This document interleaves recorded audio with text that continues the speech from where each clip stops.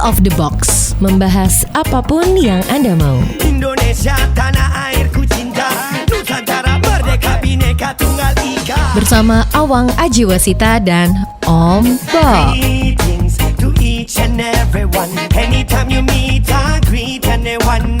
Whether it namaste, assalamu alaikum. Salam, salam, salam. Halo, kita ketemu lagi di Out of the Box, membahas apapun yang Anda mau. Sudah siap di sini Awang Ajiwasita bersama Om Bob. Nah, langsung saja kita mulai diskusinya ya. Om Bob, baru-baru ini pemerintah punya wacana bahwa nantinya ASN atau pegawai negeri sipil tidak lagi dibutuhkan karena penggunaan artificial intelligence yang semakin maju.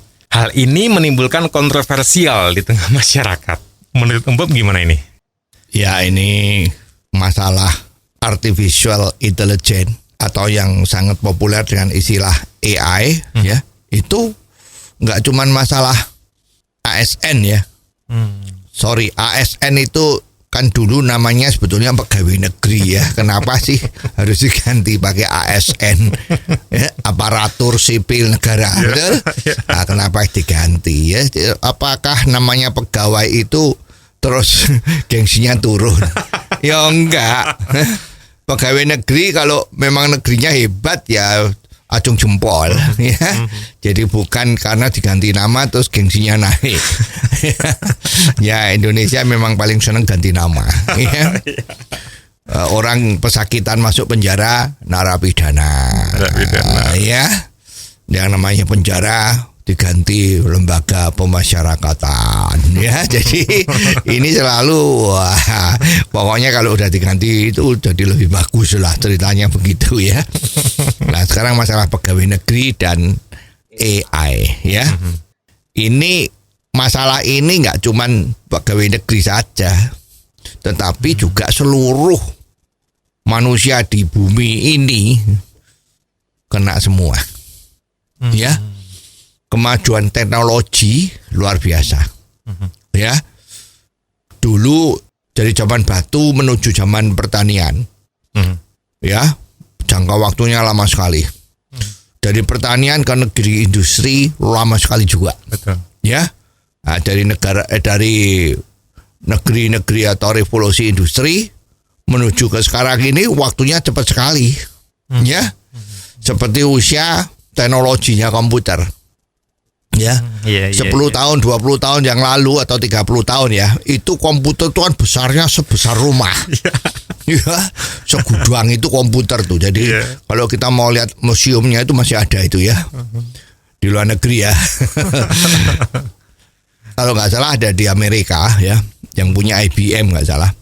Itu komputernya itu yang namanya superkomputer itu besarnya itu gudang Bulog lah kira-kira itu komputer itu ya. Sekarang tiba-tiba komputer yang canggih itu besarnya nggak sampai 1 lemari besi. Betul. Ya, jadi revolusi teknologi ini logaritmis. Ya, kecepatannya luar biasa. Ya, lah demikian juga yang namanya komputer itu makin lama makin luar biasa. Ya, sesuatu hal yang dulu nggak dipikirin sekarang terjadi. Ya, jadi yang namanya AI itu adalah teknologi yang berupa robot. Ya, robotnya belum tentu rupanya robot ya. Istilahnya saja robot. Tapi sebetulnya juga perangkat-perangkat elektronik yang di dalam satu kotak seperti komputer gitu ya. Nah, itu dilengkapi dengan mikrofon. Sehingga dia kalau mengeluarkan suara itu bisa bicara. Dilengkapi dengan lensa-lensa super sensitif yang bisa menjadi seperti matanya manusia. Ya, kita belum dapat ini yang apakah bisa mencium bau sesuatu. Nah, ini kok rasanya belum ya. Tapi saya kira dalam waktu dekat juga akan ada. Ya, jadi kemampuan AI tadi itu adalah otak-otak manusia itu yang selama ini diperintah oleh mata, oleh sentuhan-sentuhan tangan, oleh ilmu pengetahuan, itu semua dijadiin satu di dalam chip-chip yang di dalam komputer itu. Oke. Jadi dia punya pekerjaan, tadi itu ya, AI itu adalah kumpulan manusia yang punya otak yang brilian, itu dijadiin satu. Seperti kita ketahui dulu, otaknya Einstein itu ilmuwan yang paling terkenal di dunia. Sampai hari ini sepertinya belum ada yang nandingi ya. Itu kan dimasukkan museum itu. Ya, diselidiki semua itu. Kira-kira ini otak ini kenapa kok bisa luar biasa, hebatnya, cerdasnya luar biasa, kemampuannya luar biasa, itu ada apa? Nah, mungkin itu hasil-hasilnya itu muncul yang sekarang namanya AI. Ya, jadi kumpulan-kumpulan otak-otak yang pintar-pintar itu kan dikumpulin jadi satu, ya. Orang yang pintar-pintar itu kan sebetulnya dia cepat menyimpulkan. Kalau ada kejadian sesuatu itu dia yang menyimpulkan itu cepat. Betul. Nah, ini sudah diwakili sama komputer tadi. Karena komputer yang canggih itu setiap detik itu sudah bisa menganalisa jutaan peristiwa. Jadi memorinya di dalam itu sudah dikeluarin semua di chipnya itu. Ada ini, ada itu tuh langsung dia tahu, oh ini adalah ini. Oh ini adalah itu. Ya, jadi kemampuan-kemampuan ini yang luar biasa. Kalau manusia yang otaknya cerdas pun itu perlu waktu yang agak lama. Ya, mungkin bisa berapa jam, berapa menit atau berapa hari. Ya, menganalisanya semua. Itu kalau dia cukup dalam sekian detik selesai. Nah, ini kemampuan ini yang menjadikan semua pekerjaan yang dilakukan oleh manusia itu bisa diganti oleh dia. Ya, contoh yang sederhana sebelum sampai ke sana itu adalah kalau kita tahu pabrik mobil. Pabrik mobil itu kan dibuat nggak seperti kita kalau lihat di bengkel tradisional itu. Jadi masih pakai manusia, ngecatnya juga pakai manusia, ya toh.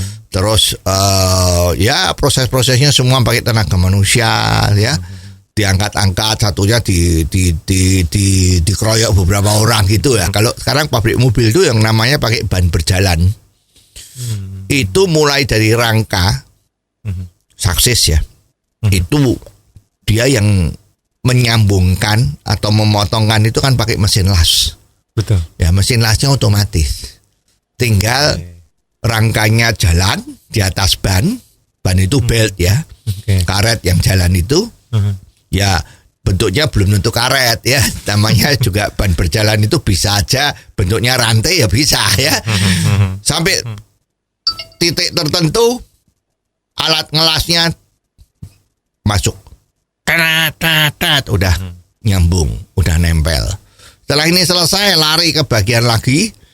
Berapa detik dia pindah tempat, langsung di sana sudah ada yang masang bautnya sama murnya. Nggak usah orang. Ya. Nah, ini kan rentetan pertama, kedua, ketiga itu semua sudah otomatis dihitung pakai waktu. Berapa lama lasnya ini nempel, ya, berapa lama muternya skrup itu sekenceng apa, itu sudah di setel semua. Ini yang namanya robot. Ya, dari situ kejadian bahwa pabrik mobil sekarang bikinnya pakai robot itu sudah mendisrupsi tenaga kerja.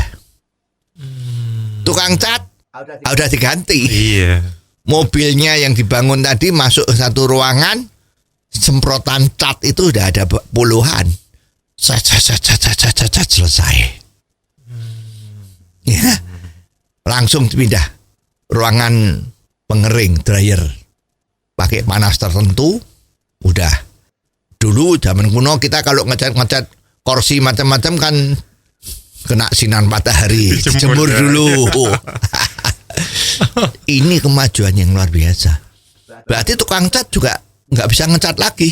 Iya, artinya berarti pekerjaan manusia benar-benar ditinggalkan dong. Betul-betul ditinggalkan.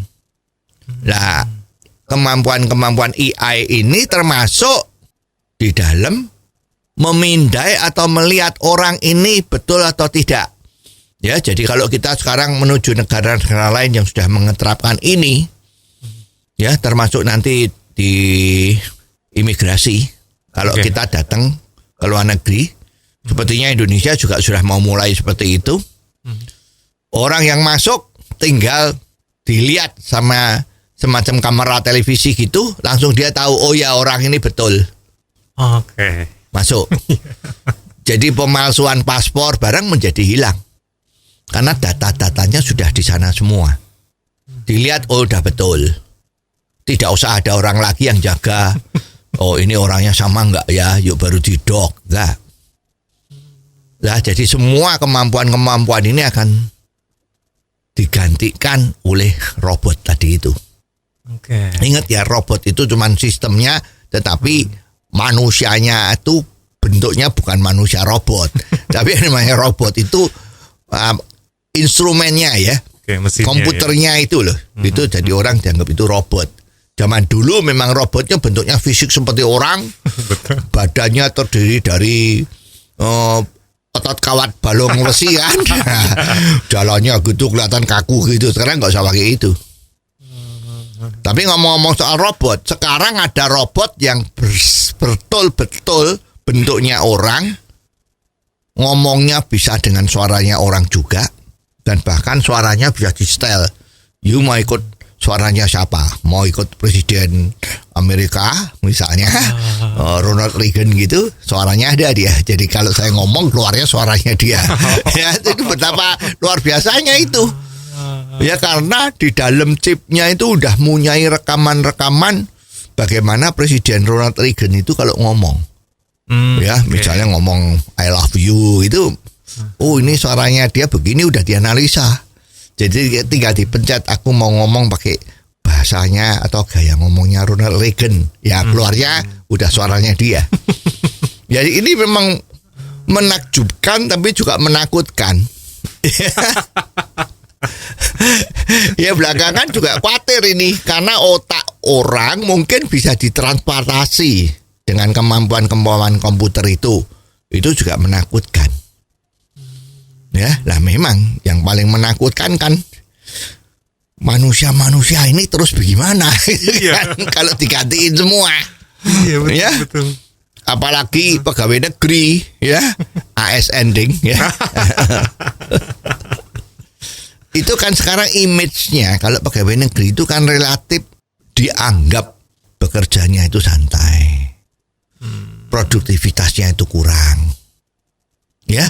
Nah ini pemerintah kan juga pusing, banyak kritik-kritik yang masuk. Ini gimana dalam pelayanan publik ini kok tidak memuaskan. Tapi kenapa di sisi lain masih banyak orang yang kepingin jadi ASN ya? Ya ini memang tidak lepas dari peraturan ASN itu sendiri. Pegawai negeri ya, aturan pegawai negeri. Karena di sana itu kan sampai hari ini tidak ada klausul kalau kamu berbuat salah maka akan dipecat atau di PHK. Jadi konsepnya pegawai negeri itu tidak bisa di PHK. Ya, kecuali melakukan pelanggaran yang luar biasa. Wah itu, tapi pelanggaran yang kayak apa itu relatif nggak ada. Kecuali dulu zamannya tahun 65 itu, bagi yang terlibat sama partai terlarang atau yang dianggap terlibat maka dia akan diberhentikan. Itu pernah terjadi ya. Tapi sekarang yang pemberhentian gitu tuh rasanya kok nggak ada. Memang filosofinya tidak ada PHK.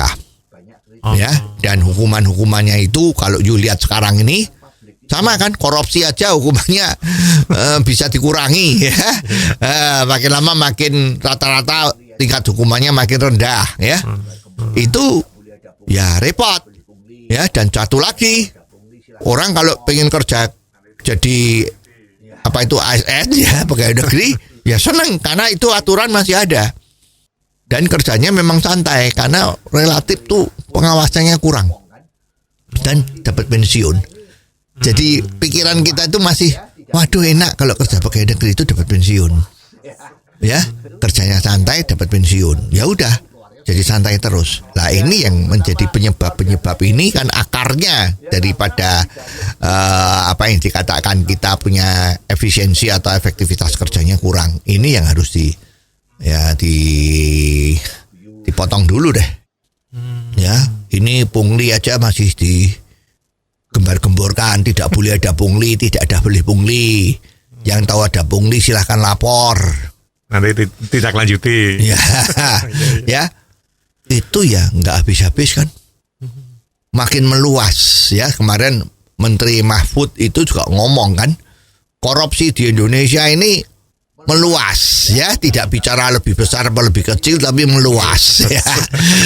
Jadi sepertinya makin lama makin luas. Nah ini juga begini.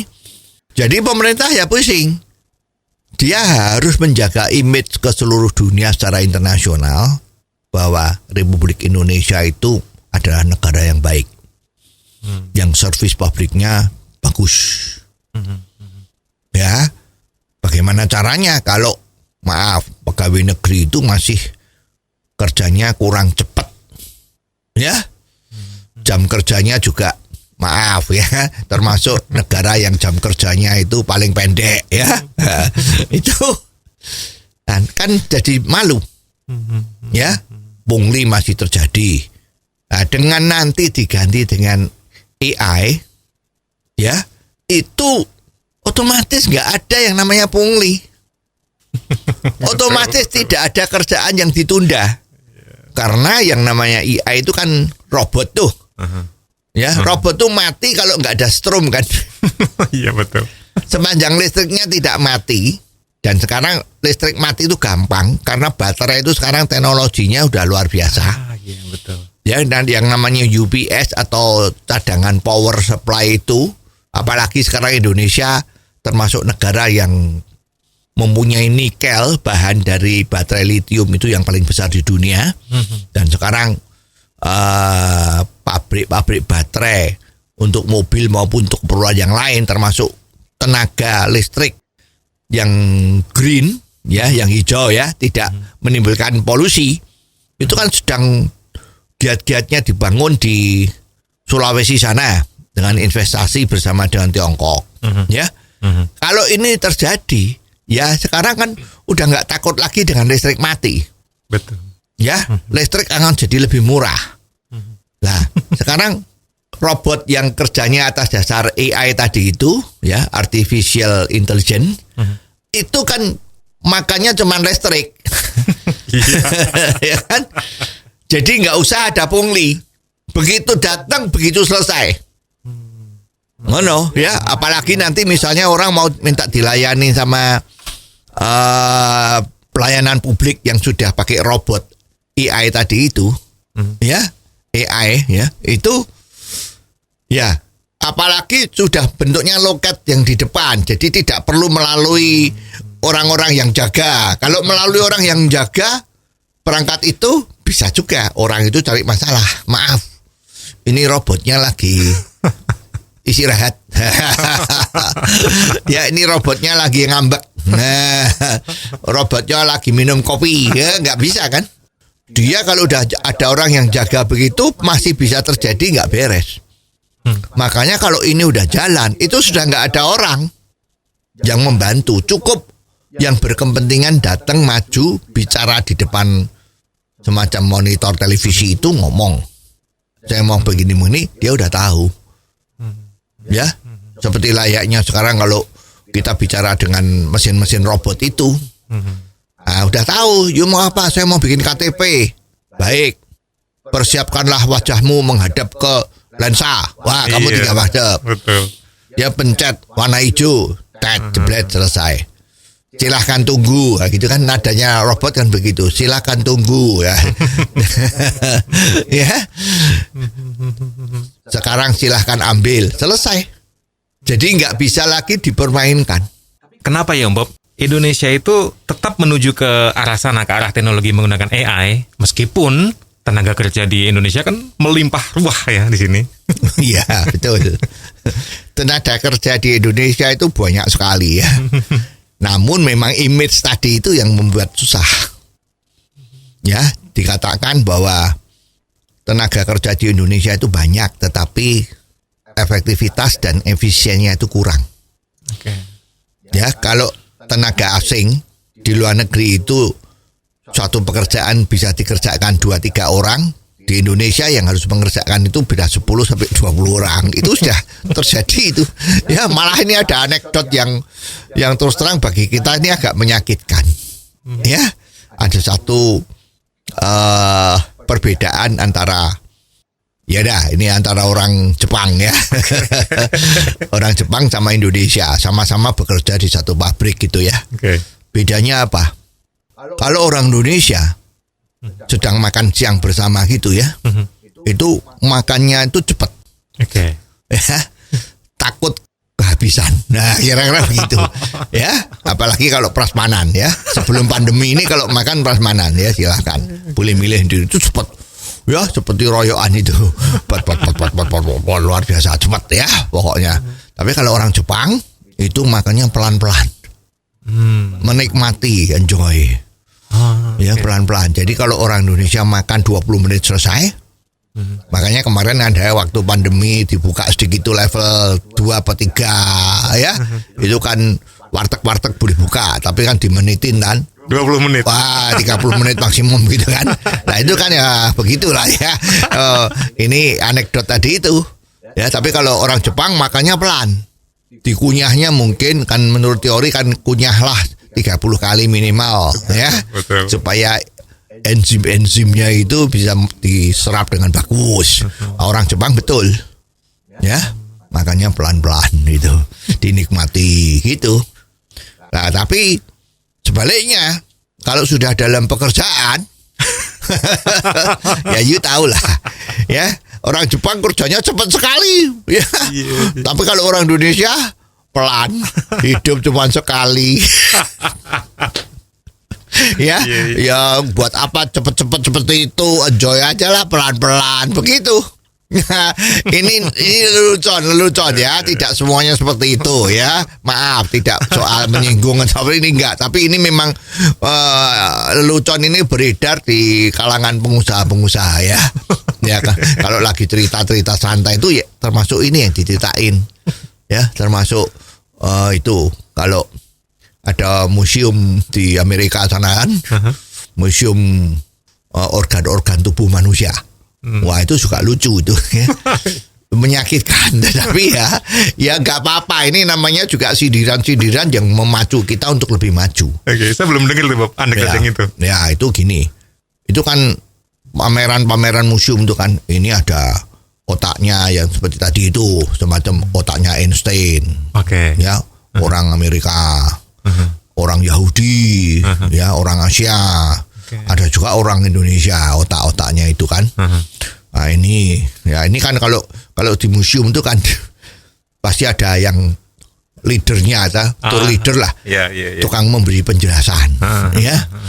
Mungkin orang Indonesia ke sana ini bahasanya bahasa Tarsan kan mungkin nggak ngerti ya, maka ada penerjemahnya. Ini otaknya siapa? Oh, ini otaknya orang Yahudi itu. Terus ini otaknya siapa? Oh, ini otaknya zaman kuno ya, kira-kira berapa ratus ribu tahun yang lalu, manusia yang ditemukan dalam diri mumi atau apa gitulah ya. Semua otaknya itu udah rusak ya, jadi brocel atau pokoknya bentuknya udah nggak karuan gitu. Terakhir ini ada otak yang mulus sekali ya, seperti kalau kepala botak itu halus gitu ya. Masih bagus ya.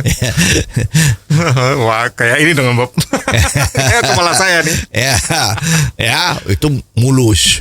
Nah, terus ada isu yang tanya, lah itu otaknya siapa? Oh ya, ini otaknya dari Indonesia. Lah kok bisa mulus? Ya karena nggak pernah dipakai. Wah, kacau kan? Ini anekdot ini bikin malu kita. Ya. Jadi ini susah ya, karena ini kan tidak bisa dipaksain.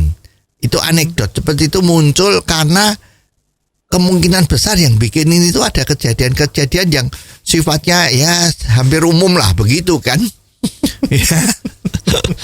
Nah, sekarang kembali ke pemerintah Indonesia. Juga mikir gitu. Kalau kita lihat itu pabrik-pabrik yang maju di Indonesia. Ini pengeterapannya robot itu juga sudah dilakukan sudah lama.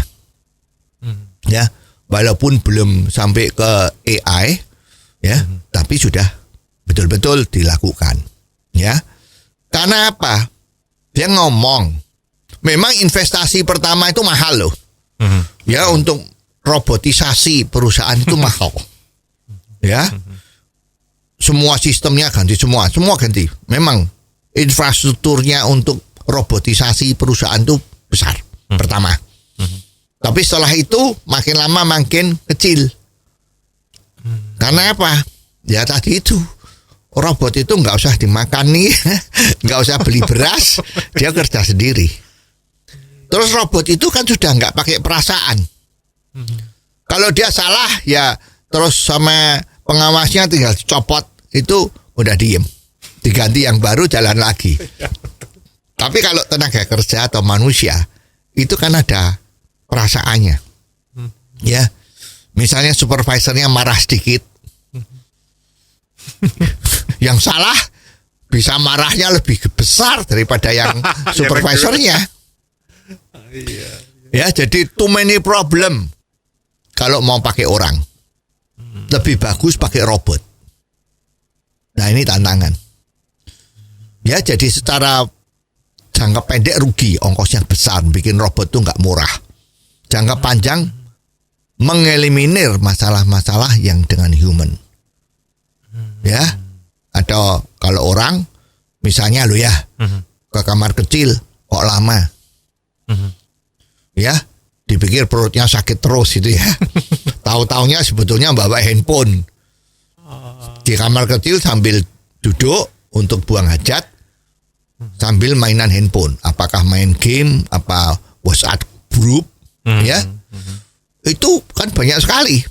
Dan Indonesia kan terkenal sekali pengguna handphone, ya mungkin nomor 1 apa nomor 2 di seluruh dunia ya.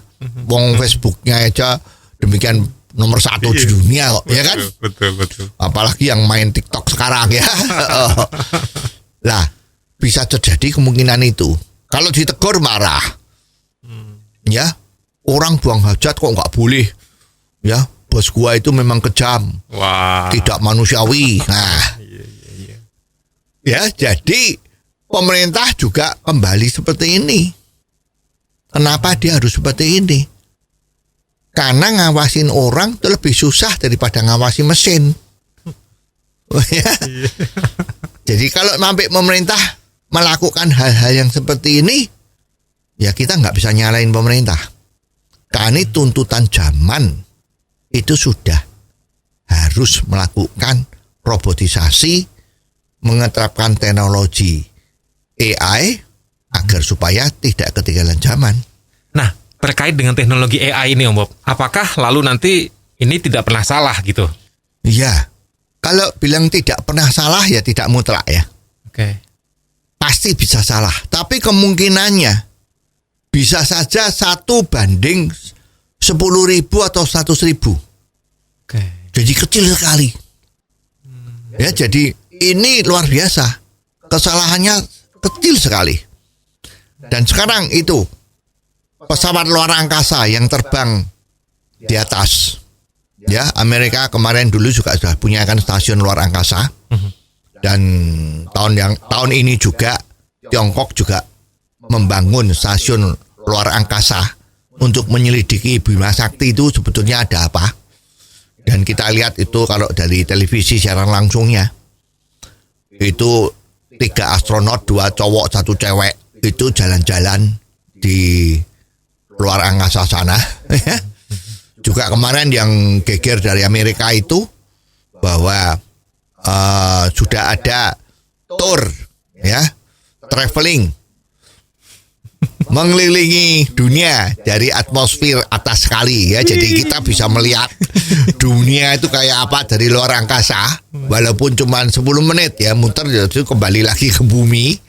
Amerika itu ya, kalau nggak salah itu ongkosnya untuk ikut terbang mengelilingi bumi itu kalau nggak salah 20 juta US dollar. Wow. bagi miliarder Amerika itu ya nggak begitu mahal lah. Banyak orang yang punya duit lah ya. Tapi 10 menit saja ya. Itu semua teknologinya teknologi komputer dan AI. Betapa hebatnya. Nah kalau di luar angkasa itu perhitungannya komputer atau robot atau AI tadi itu salah sedikit aja. Ya itu pesawatnya udah tidak bisa kembali ke bumi, hilang, nggak tahu di mana. Ya nggak tahu di mana dah itu. Ya virtual dah nggak tahu di mana. Ya jadi kesalahan itu ada, tapi sangat sedikit. Ya jadi kalau you ngomong ini bikin mistik, bisa terjadi mistik dan error apa enggak bisa, tapi terlalu sedikit. Relatif boleh dikatakan tidak akan ada. Nah, ketika nanti akhirnya, anggaplah di Indonesia, menerapkan teknologi artificial intelligence ini, lalu apa kabar dengan para SDM kita yang begitu banyak ini, Om Bob? Ya, ini kan ada teori yang namanya equilibrium. Jadi artinya itu segala sesuatunya yang terjadi di dunia ini, pasti akan terjadi keseimbangan. Oke. Kembali menjadi keseimbangan. Kalau keseimbangannya sudah tercapai, ya situasinya sudah stabil. Ya, contohnya kemarin waktu ada pandemi, ya itu tiba-tiba hotel-hotel bangkrut semua, supermarket, mal-mal bangkrut, ya. Tapi sebaliknya penjualan online naiknya luar biasa. Dulu yang orang jadi pegawai karena ini pandemi sudah hampir 2 tahun. Ini banyak yang kemarin pegawai sekarang jadi pengusaha. Betul. Karena waktu pandemi dia pegawai kena PHK dan banyak perusahaan-perusahaan tutup, mau ngelamar kerjaan di mana, wong semua tidak mau merekrut karyawan. Malah dikurangi kok ya. Maka dia mau tidak mau berusaha. Ada yang bikin kerajinan tangan, dijual lewat online. Tiba-tiba laku. Ya, ada yang nggak cuman kerajinan tangan, ada yang bikin kuliner. Misalnya dibikinnya di Jakarta, yang beli ada orang yang dari Surabaya. Ya, bagaimana nih mengirim ke Surabaya kalau makanan supaya nggak bosok, ya, nggak rusak. Ternyata tiba-tiba muncul perusahaan ekspedisi yang menjamin makanan itu diterima di dalam Pulau Jawa ya. Itu dalam kondisi yang tidak rusak. Ya, namanya itu Paxel perusahaannya. Ya, sistemnya udah pakai pengiriman tuh sistemnya sudah pakai seperti kontainer kalau kita ngirim ekspor barang ke luar negeri. Ukuran small, medium, large, extra large. Jadi kalau you mau ngirim barangmu harus ukurannya seperti itu. Ya, supaya cepat. Dia punya armada juga enak untuk untuk menata ya. Jadi dia punya satu armada yang small isinya berapa, medium berapa, large berapa, extra large berapa. Jadi you tinggal masuk ya aja blak persis ditutup jalan. Ya, sudah pakai barcode semua, jadi carinya nggak bisa salah. Sistem pendinginnya ada, jalan tol sudah ada. Ya, jadi Jakarta Surabaya cuman makan waktu berapa? 7 jam sudah sampai atau 8 jam. Pakai mobil yang bawa kiriman itu. Dulu nggak ada sebelum pandemi. Nah, ini namanya keseimbangan. Ya, jadi kalau nanti teknologi AI tadi dipakai di pelayanan publik yang selama ini ditangani oleh ASN, pegawai negeri ya, ngomongnya kok angel terus ini ya, yang dilayani oleh pegawai negeri, ya mau tidak mau kerjaan yang harusnya 10 orang bisa diselesaikan dengan satu robot tadi itu. Lah otomatis yang 10 orang ini kemana? Iya. Ya mungkin salah satu orang yang merawat robot itu. Ya, kalau baterainya soak mungkin dibikin apa begitu. Yang 9-nya gimana? Nah, tadi kan saya ngomong waktu pandemi ini muncul banyak PHK, tapi muncul usaha baru.